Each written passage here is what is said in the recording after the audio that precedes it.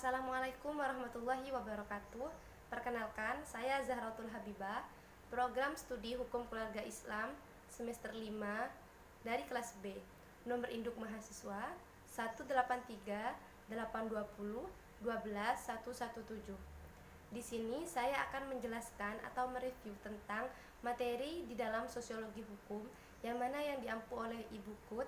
Di sini saya akan menjelaskan tentang peranan kodi pada masa Khalifah Islamiyah.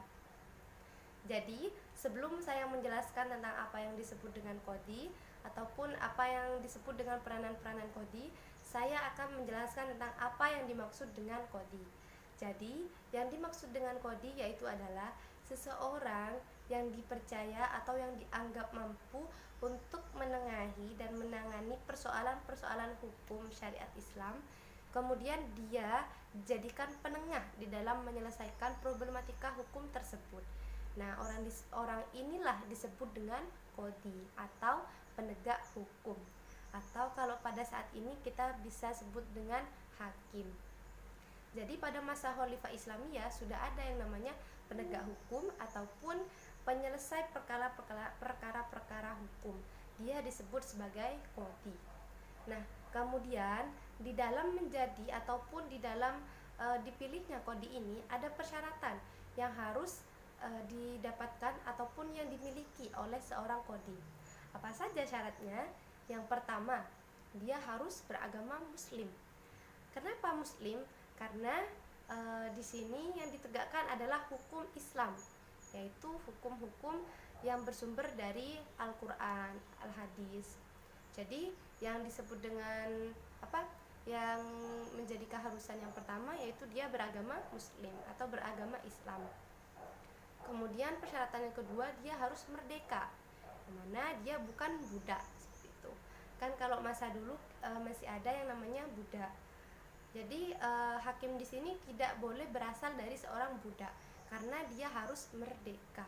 Merdeka di dalam berpikir, merdeka di dalam berpendapat, merdeka di dalam menentukan hukum, kemudian merdeka di dalam hal-hal tindakan lainnya.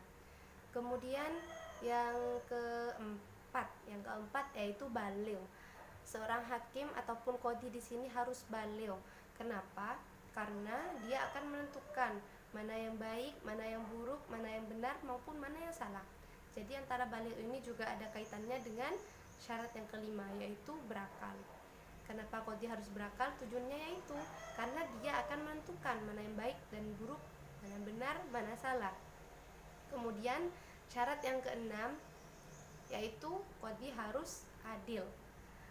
Kodi harus adil ataupun dia itu bisa menentukan atau memberikan kebijakan yang bijak. Kemudian kodi yang terakhir, kodi harus bersifat ataupun memiliki kecakapan di dalam hukum. Tentunya di sini yaitu hukum Islam. Kenapa kodi harus cakap hukum? Karena dia akan menjadi penengah. Dia adalah seorang penengah di dalam menentukan problematika hukum. Seperti itu. Kemudian di dalam syarat-syaratnya sudah saya sampaikan. Kemudian di sini struktur peradilan pada masa Islam waktu itu, yang mana yang pertama peradilannya itu dipegang oleh khalifah. Nah, setelah khalifah ini ada namanya kodi kudot. Nah, di dalam kodi kudot inilah ada yang namanya kodi khusumat, kodi muhtasib, dan juga kodi mudholim. Apa saja kodi-kodi yang ketiga ini serta apa peranannya? Yang pertama kodi khusumat. Nah, kodi khusumat itu yaitu seorang kodi ataupun penegak hukum yang menangani di dalam persoalan perdata. Kalau di Indonesia kita kaitkan dengan hukum perdata. Jadi pada masa Khalifah Islamiyah dulu sudah ada yang namanya kodi khusumat. Dia berperan di dalam penegakan hukum atau penyelesaian hukum perdata. Kemudian ada juga kodi muhtasib. Nah, kodi muhtasib ini adalah dia yang menangani persoalan mukhalafat. Mukhalafat di sini yaitu sesuatu yang membahayakan masyarakat. Nah, kalau kita tarik kepada hukum Indonesia, mungkin ini adalah seorang penegak hukum di dalam penegakan hukum pidana. Kemudian yang terakhir ada kodi mudholim. Nah, kodi mudholim ini Dia yaitu adalah seorang kodi atau penegak hukum yang menangani atau memberantas kedoliman-kedoliman para penguasa ataupun pemimpin pada waktu itu, yang mana pemimpin-pemimpin atau penguasa ini mengancam mengancam masyarakat ataupun pribumi. Jadi adalah kemudian diadakan ataupun diangkat kodi mudzalim. Nah, kalau kita kaitkan ke Indonesia, mungkin di sini adalah Komisi Pemberantas Korupsi atau KPK. Jadi ada kodi mudzalim kalau masa dulu atau kalau masa Khalifah Islamiyah, dan kalau di Indonesia kita kaitkan dengan KPK. Nah, jadi kesimpulannya di dalam materi ini yaitu adalah kodi pada Islamiyah sudah ada sejak dulu pada masa Khalifah Islamiyah, dan kodi-kodi ini sudah memiliki peranan-peranan serta fungsi yang telah ada dan disepakati bersama pada masa itu, kemudian juga diterapkan pada masa itu, dan syaratnya juga sudah ada pada masa itu. Kemudian masing-masing kodi ini berperan kepada apa saja juga sudah ada pada masa itu.